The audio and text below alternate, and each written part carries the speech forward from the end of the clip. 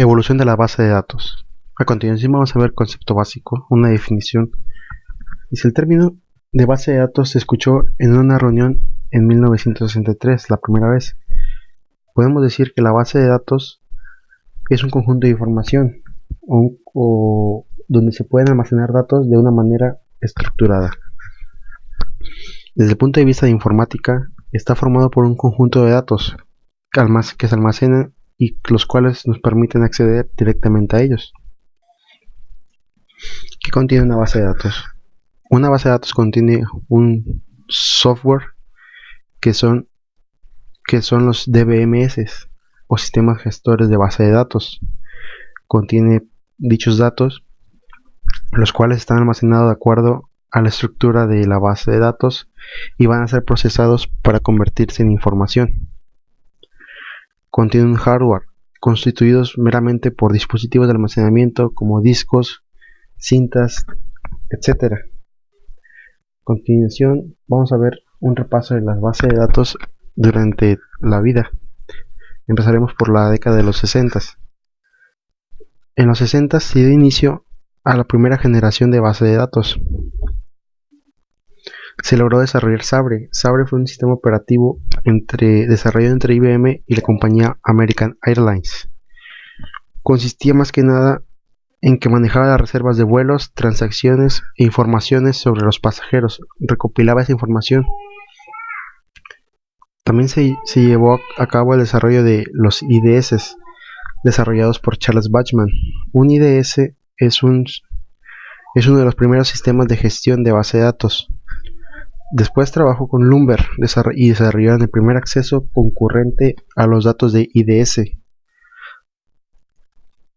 Y en la década de los 70, Edgar Frank Codd de SAR, un científico informático inglés más que nada conocido por la teoría de la base de datos relacionales, fue conocido porque creó 12 reglas propuestas por Frank Codd para el modelo relacional de la base de datos, diseñado para definir qué requiere un sistema de administración de las bases de datos.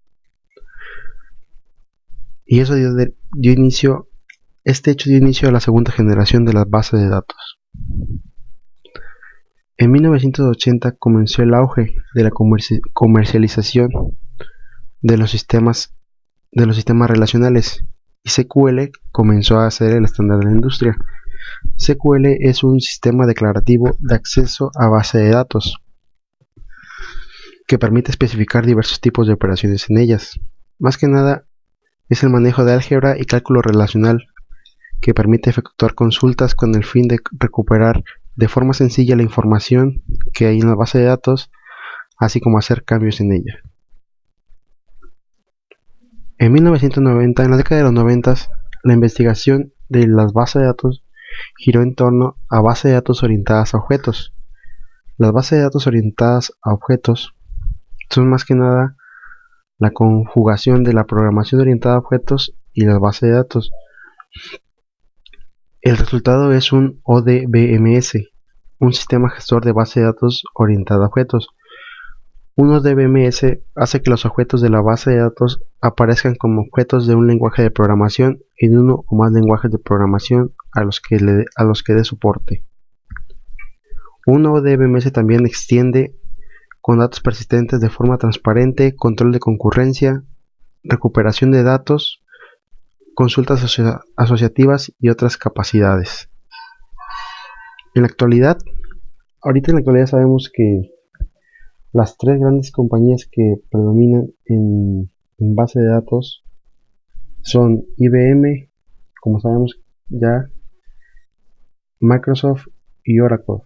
Por su parte, en Internet está Google, que Google es el que domina por gran cantidad de información. Si nosotros queremos buscar algo, Google lo tiene.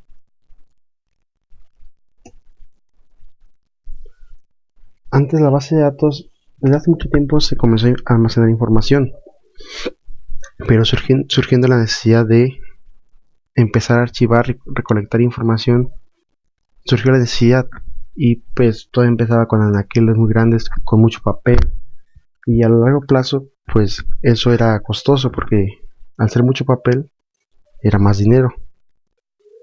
Sin embargo, la búsqueda también era lenta y poco eficaz, ya que no se contaba con alguna ayuda que reemplazara al trabajo que se hacía manualmente.